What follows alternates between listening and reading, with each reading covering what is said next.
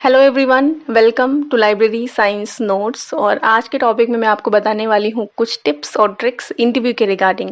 और ये सभी लोगों के लिए इक्वली यूजफुल होने वाला है, जितने भी लोग इस चैनल के माध्यम से मुझसे जुड़े हैं, और खास करके वो बच्चे जो कि बिल्कुल फ्रेशर्स हैं और पहली बार इंटरव्यू फेस करने वाले हैं। बहुत एंजाइटी होती है, आपको पता ही नहीं होता कि किस तरीके का एनवायरनमेंट होगा, आपको किस तरीके की बातें करनी होती हैं, आपको मैनिपुलेट किया जाता है और आप सब कुछ कह देते हैं वहाँ पे। तो किस तरीके से फेस करना है, अपने आप को कैसे प्रिपेयर करना है, उसी के बारे में मैं आपको कुछ जानकारी दूंगी। और ये प्राइवेट इंस्टीट्यूट की बात कर रही हूँ मैं, कि आप कहीं पे अगर अप्लाई करते हैं तो वहाँ क्या सिचुएशंस होती हैं। सपोज आपने अप्लाई किया है और किसी स्कूल में अप्लाई किया है और वहां से आपको कॉल आया है, अब आप जा रहे हैं इंटरव्यू के लिए। तो सबसे पहली चीज तो आपका अपीयरेंस जो है वो बहुत ही सिंपल होना चाहिए, साधारण से। मतलब साफ सुथरे कपड़े पहने, बिल्कुल सिंपल। और फंकी बनने की ज्यादा कोशिश ना करें, बिल्कुल साधारण बन के जाएं, क्योंकि अपीयरेंस मैटर करता है। आप किस तरीके के दिख रहे हैं उससे भी आपको जज किया जाता है। आप किसी एजुकेशनल इंस्टीट्यूट में जुड़ रहे हैं और खासकर ऐसी जगह जहाँ पर बच्चे हैं, तो वहां पे तो ज्यादा मैटर करती हैं ये चीजें। बहुत लोगों को सिर्फ ये इसी चीजों से बाहर कर दिया जाता है इंटरव्यू पैनल्स, इंटरव्यू के उससे, कि अब भाई आपने बालों में कुछ अलग तरीके के हाइलाइट्स वगैरह करा रखे हैं, या आपने कपड़े इस तरीके के पहने हैं जो बहुत ज्यादा फंकी हैं, तो वो थोड़ा आपकी सीरियसनेस पे डाउट करते हैं। तो पहली चीज तो ये ध्यान रखें। दूसरा, आप अपने सभी डॉक्यूमेंट्स अपने साथ लेकर के जाएं, अपना रेज्यूमे दोबारा से क्रॉस चेक कर लें, और उसमें अपनी एकेडमिक डिटेल्स, प्रोफेशनल डिटेल्स, अगर कहीं पे काम किया है तो उसका एक्सपीरियंस की डिटेल्स, आपकी हॉबीज, ये सारी चीजें उसमें लिखें। और एक बार दोबारा चेक कर लें कहीं कोई मिस्टेक ना हो, क्योंकि मिस्टेक्स हाईलाइट कर देते हैं वो। अब आप गए हैं इंटरव्यू के लिए और सबसे पहला क्वेश्चन आपको यही पूछा जाएगा कि भाई अपने बारे में बताइए। तो आप थोड़ी-सी प्रैक्टिस करके जाएँ कि आप कहाँ से शुरू करेंगे। और यहाँ पर लैंग्वेज का कोई बैरियर नहीं होता है। आपने लाइब्रेरी साइंस की पढ़ाई की है, आप हिंदी बैकग्राउंड से भी हो सकते हैं, आप इंग्लिश बैकग्राउंड से भी हो सकते हैं, जिसमें आप कंफर्टेबल हैं उसमें जवाब दें। हो सकता है सामने से जो इंटरव्यूअर है वो आपसे इंग्लिश में बोले, लेकिन अगर आप कॉन्फिडेंट नहीं हैं तो आप हिंदी में ही जवाब दीजिए। और जब आप कॉन्फिडेंट होकर के जवाब देते हैं तो इससे बिल्कुल फ़र्क नहीं पड़ता कि आप कौन-सी भाषा में बात कर रहे हैं, चीज़ें अच्छी लगती हैं, आप अपने आप को प्रेज़ेंट कर पाते हैं बेहतर ढंग से। और ज़्यादातर जगहों पे ऐसा होता है, कहीं-कहीं पे ये थोड़ा-सा कंस्ट्रेंट रहता है कि अगर इंग्लिश मैंडेटरी है तो इंग्लिश स्पीकिंग ही चाहिए कैंडिडेट। अदरवाइज़ अगर आप कॉन्फिडेंट हैं, सही है, आपकी नॉलेज वगैरह ठीक है, तो वो आपको भी कंसीडर कर लेते हैं। तो अगर कोई इस तरीके की वैकेंसी आती है जहाँ पे इंग्लिश फ्लुएंसी लिखा हुआ है, तो एटलीस्ट आप एक बार वहाँ जाएँ ज़रूर। सिर्फ ये देख करके कि वहाँ इंग्लिश मांगी है और मुझे नहीं आती, अब ना भरें, ऐसा मत कीजिएगा। एक बार अपने आप को मौका दे करके देखिए। तो पहली चीज़ ये हो गई। फिर अब जब अपने बारे में आप बताएँगे तो शुरुआत कहाँ से करें? अपने नाम से शुरू करें। अपनी हाई स्कूल की, 12th की, ग्रेजुएशन, पोस्ट ग्रेजुएशन की सारी डिटेल्स बताएँ। अपनी प्रोफ़ेशनल एजुकेशन जो आपने ली है, बीली एमलिब की, उसके बारे में बताएँ। फिर आपने अगर कहीं पहले जॉब की है, किसी भी फील्ड में जॉब की हो, उसके बारे में बताएँ थोड़ा बहुत। वहाँ आपने किस तरीके का काम किया है। और अगर आपने कोई अदर कोर्सेज़ किए हैं, कुछ नया स्किल आपने ले रखा है, वो बताएँ। उसके बाद अपनी हॉबीज़ के बारे में बताएँ कि आपको क्या चीज़ें पसंद है। और हॉबीज़ सिर्फ़ कहने के लिए ना बताएँ, जो चीज़ें आपको पसंद हैं आप वही बताएँ। क्योंकि इतनी सारी चीज़ें जो आपने अभी तक डिटेल्स दी हैं, इसके बेसिस में आपसे और क्वेश्चंस पूछे जाएँगे।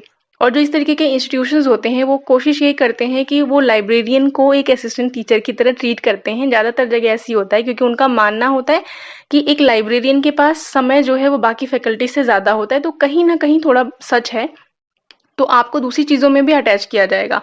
अब आपका जो बैकग्राउंड है, एजुकेशनल बैकग्राउंड जो आपका ग्रेजुएशन, पोस्ट ग्रेजुएशन का है, सबसे पहले तो वहाँ से क्वेश्चन होगा कि अगर आप साइंस बैकग्राउंड के हैं या आपकी इंग्लिश वगैरह अच्छी है, तो आपसे पूछा जाएगा कि क्या आप टीचिंग में इंटरेस्टेड हैं? तो अगर आप इंटरेस्टेड हैं, आपको लगता है आप कर सकते हैं, तो हाँ बोलिए। नहीं है तो आप क्लियरली मना कर दिया कि नहीं जी, मैं टीचिंग नहीं कर सकती या नहीं कर सकता, या मुझे इंटरेस्ट नहीं है।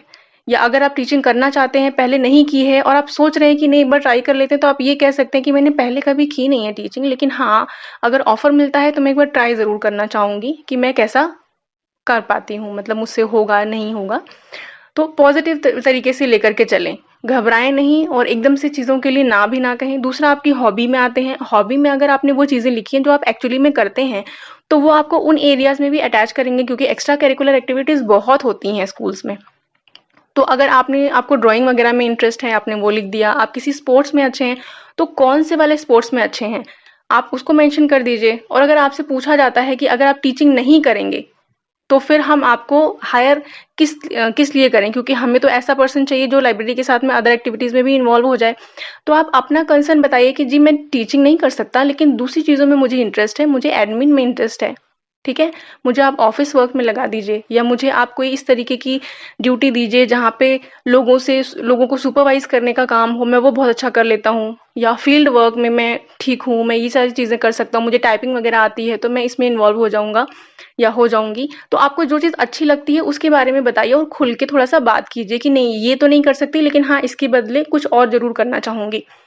तो जो इंटरव्यू पैनल होता है ना, वो ऐसे कैंडिडेट्स को रखना चाहते हैं जो जिनके अंदर थोड़ी विलिंगनेस हो, वो जो ये चाहते हो कि ठीक है मैंने पहले इस तरीके का काम तो नहीं किया है, लेकिन आगे मैं इनिशिएटिव लेना चाहती हूँ, चीजों से जुड़ना चाहती हूँ। अगर आप हर चीज के लिए ना कहेंगे कि नहीं मैं तो लाइब्रेरियन हूँ, मुझे लाइब्रेरी में ही रहना है, मुझे और कुछ करना ही नहीं है, मुझे आता भी नहीं है, मैं करना भी नहीं, नहीं ऐसे स्टेटमेंट्स बोलने नहीं है, वरना वो आपको रिजेक्ट कर देंगे, क्योंकि आपको पार्टिसिपेट तो करना ही पड़ेगा। तो अगर आप पॉजिटिव अप्रोच रखते हैं, कहते हैं चीजों के बारे में कि ठीक है कोशिश करेंगे, हो जाएगा, देख लेंगे, वो सब ठीक रहता है। तो थोड़ा सा इस तरीके से चीजों को लेकर के चलिए कि हाँ आपको एक्स्ट्रा वर्क तो करना ही पड़ेगा, तो क्यों ना वही किया जाए जो आपको पसंद है, जिसमें आप कंफर्टेबल हैं, जो आप अच्छा कर सकते हैं। ये हो गया।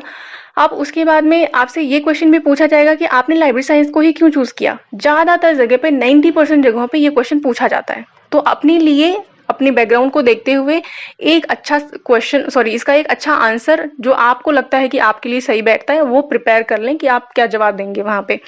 दूसरा आपसे पूछा जाएगा कि लाइब्रेरी में क्या काम होता है, क्या आप जानते हैं, तो आपको थोड़ा सा उसके बारे में जानकारी होनी चाहिए। और आपसे कहीं कुछ जगहों पे ऐसा पूछा जाएगा कि अगर बच्चे छोटे से, कुछ सिचुएशंस दी जाती हैं कि अगर बहुत शैतान बच्चा है तो आप उसको कैसे डील करेंगे, और एक ही बच्चा मतलब एक ही बुक है और कई सारे बच्चे उसके लड़ रहे हैं तो आप किसको देंगे, क्यों देंगे, आपका क्या जजमेंट रहेगा। और इसके अलावा फिर लाइब्रेरी को आप अरेंज कैसे करेंगे, और छोटे बच्चों को आप कैसे हैंडल करेंगे, किस तरीके की किताबें देंगे। तो देखिए लाइब्रेरी में बहुत सारी एक्टिविटीज भी होती हैं, आप मेरे चैनल पे प्लेलिस्ट में विजिट करेंगे, उसमें प्रैक्टिकल वीडियोस फॉर लाइब्रेरी लिखा हुआ है, उसको देखेंगे, उसमें बहुत सारी चीजें मैंने बताई है लाइब्रेरी एक्टिविटी, और किस तरीके के रजिस्टर में कैसे काम होता है, बच्चों को कैसे हैंडल करें, सब चीजें तो उसमें से देख सकते हैं आप। और छोटे बच्चे जो होते हैं वो उनको आपको स्टोरी टेलिंग भी करवानी होती है, और कुछ कुछ किताबें जैसे रेफरेंस बुक्स जो होती हैं स्टोरी वाली और किसी फेमस पर्सनालिटी पे जीके वगैरह की, वो सब बच्चों को देनी होती है पढ़ने के लिए। तो आप जब इंटरव्यू में जाएं, उसमें जाने से पहले आप एक बार अगर वेबसाइट में सर्च कर लें, ऑनलाइन सर्च कर लें कुछ बुक्स के नाम, जैसे एक बहुत ही फेमस ऑथर हैं रस्किन बॉन्ड, उनकी किताबें ज्यादातर 6-7 तक के बच्चे पढ़ना पसंद करते हैं, तो आप इस तरीके के कुछ नाम बता सकते हैं। या आप ये भी कह सकते हैं कि अभी मुझे नॉलेज नहीं है क्योंकि मैंने इस फील्ड में कभी काम नहीं किया है, लेकिन हाँ मुझे ये प्रोसेस पता है कि अगर बुक्स का सजेशन देना हो तो मैं कैसे दूं, ठीक है। या कुछ समय काम करके आपकी लाइब्रेरी एक बार विजिट करके मुझे समझ आ जाएगा कि कौन सी बुक्स जो है वो किस एज के बच्चों को देनी चाहिए। इस तरीके से डील करेंगे इन चीजों को। उसके बाद आएगा फिर आपसे क्वेश्चन कि आप सैलरी क्या एक्सपेक्ट करते हैं। और यहाँ पे एक ट्रिक मैं आपको ये बता दूं कि अगर आपसे सैलरी नेगोशिएशन हो रहा है, सैलरी की बात आपसे हो रही है क्लियरली, तो ये समझ जाइए कि आपको सिलेक्ट करना चाहते हैं, आपको वो जॉब ऑफर देना चाहते हैं, ठीक है। दो तरीके की सिचुएशंस होती हैं, जहां पर आपसे बहुत ज्यादा क्वेश्चन हो रहा है, आपको बहुत ज्यादा जानने की कोशिश हो रही है हर एरिया के बारे में, इसका मतलब वो आप में इंटरेस्टेड हैं और आपसे सैलरी भी डिस्कस कर रहे हैं, इट मीन्स कि वो चाहते हैं कि हाँ ठीक है कैंडिडेट और हम इसको हायर कर सकते हैं, तो एक पॉजिटिव पॉइंट है। और अगर आपसे सैलरी वगैरह कुछ भी डिस्कस नहीं की है, मतलब वो कंसीडर नहीं कर रहे हैं, पर ऐसा नहीं है कि आपको हायर नहीं किया जाएगा। वो सिचुएशंस अलग होती हैं जब बहुत सारे वहां पे कैंडिडेट हैं, तो उसमें से किसी ना किसी को थोड़ा सा अलग प्रेफरेंस देते हैं वो, बेस्ड ऑन कि आपके आंसर्स कैसे हैं, ठीक है। तो सैलरी जब आपसे पूछी जाए तो वहां पे आप कंफ्यूज ना हो कि भाई मैं तो फ्रेशर हूँ, मैंने कभी जॉब की ही नहीं है, तो मैं क्या सैलरी बोलूं। देखिए जो भी आपको लगता है कि आप डिजर्व करते हैं, वो आपको बहुत खुल के बोलना चाहिए वहां पे, क्योंकि हर कोई सैलरी के लिए तो काम कर रहा है, पैसों के लिए तो काम कर रहा है, आप फ्री में अपनी सर्विसेज तो देने नहीं जा रहे हैं। दोनों चीजें मैटर करती हैं, आप अपनी मर्जी से वहां काम कर रहे हैं, आपको अच्छा लगता है काम करना, लेकिन पैसा भी बहुत जरूरी है। तो आपको अगर एक डिसेंट अमाउंट मिलती है जो आपको लगता है कि मुझे मिलनी चाहिए, तो ही आप सेटिस्फाइड फील होते हैं।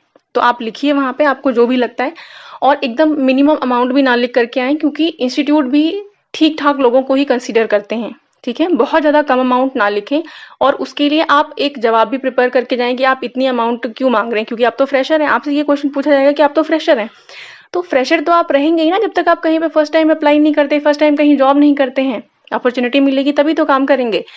तो अपने लिए एक जवाब बना करके जाइए कि मैं ये सैलरी क्यों एक्सपेक्ट कर रही हूँ। ठीक है, आप डिजर्विंग हैं, आप काम कर रहे हैं, आप अब ऐसा भी नहीं है कि आपको आज हायर किया और 1 महीने के बाद आपको इंक्रीमेंट दे दिया, ऐसा तो होता नहीं है। आपको 1 साल, 2 साल जो भी वो प्रोबेशन में रखेंगे उतना तो वेट करना ही पड़ेगा। तो अच्छी सैलरी लिखिए वहाँ पे। और ये कुछ बेसिक चीज़ें हैं इसमें। इसके अलावा फिर दूसरी चीज़ ये है कि आपके डॉक्यूमेंट्स भी कहीं-कहीं पे सबमिट किए जाते हैं। और ऐसी सिचुएशन बड़ी गड़बड़ हो जाती है जब आपको अगर 1 महीने के बाद ऐसा फ़ील होता है कि नहीं, कोई अच्छी अपॉर्च्युनिटी मिल गई है या मुझे यहाँ कंफर्टेबल नहीं हो रहा है, मैं निकलना चाहती हूँ। तो कोशिश ये करें कि अपने ओरिजिनल डॉक्यूमेंट्स जो हैं वो वहाँ पर सबमिट ना होने दें। या अगर कोई भी आपसे एक फॉर्मल लेटर जो साइन करवाया जाता है, मुझे वो एग्जैक्ट वर्ड याद नहीं आ रहा है इस टाइम पे, एग्रीमेंट एग्रीमेंट साइन करवाया जाता है, तो उसको उसके क्लॉजेस को बहुत अच्छे तरीके से पढ़ लें पहले साइन करने से पहले। और आपने अगर जॉब ज्वाइन कर ली है कहीं पे और ऐसा आपको फील होता है कुछ समय के बाद, 1 महीने 2 महीने के बाद मुझे एक बेटर अपॉर्चुनिटी मिल रही है, तो मैं आपको ये बोलूंगी, सजेस्ट करूंगी कि आप बिल्कुल स्विच कीजिए। बिल्कुल, तुरंत आपको स्विच कर लेना चाहिए, बहुत ज़्यादा नहीं सोचना चाहिए, क्योंकि फिर आपका 1 साल निकल जाएगा और मेबी आपको वो दूसरी अपॉर्च्युनिटी ना मिले, क्योंकि आपके बारे में कोई दूसरा नहीं सोचेगा, आप ही सोचेंगे और इसमें कोई बुराई नहीं है। बहुत बार हम क्या करते हैं, हम दूसरे के बारे में सोचने लग जाते हैं, ऑर्गेनाइजेशन के बारे में सोच के हम आगे नहीं बढ़ पाते हैं, which is a wrong thing, आपको मूव करना चाहिए। और दूसरी चीज़, अगर आप बहुत ज़्यादा परेशान हो रहे हैं उस संस्थान में रह करके, तो भी आपको वहाँ से स्विच कर लेना चाहिए, कोई फ़ायदा नहीं है फिर ऐसे पैसे कमा करके। अपने आप को कभी भी बांधे ना, अपॉर्चुनिटीज़ के लिए आगे बढ़ें और अगर कुछ भी गलत होता है तो उसके लिए बोलने से हिचकिचाएँ नहीं। तो ये कुछ बेसिक चीज़ें हैं जो कि बहुत ज़रूरी हैं लाइब्रेरियन के लिए जानना, जब आप किसी भी इंटरव्यू में अपीयर होते हैं कहीं पे। तो इसमें कुछ चीज़ें अगर रह गई होंगी तो मैं आपको इसका सेकंड पार्ट भी दूँगी। और अगर आपको लगता है कि इसके रिगार्डिंग और कुछ क्वेरी है आपके मन में, तो आप कमेंट करके उसके बारे में ज़रूर पूछें, आपका आंसर ज़रूर दिया जाएगा। Thank you.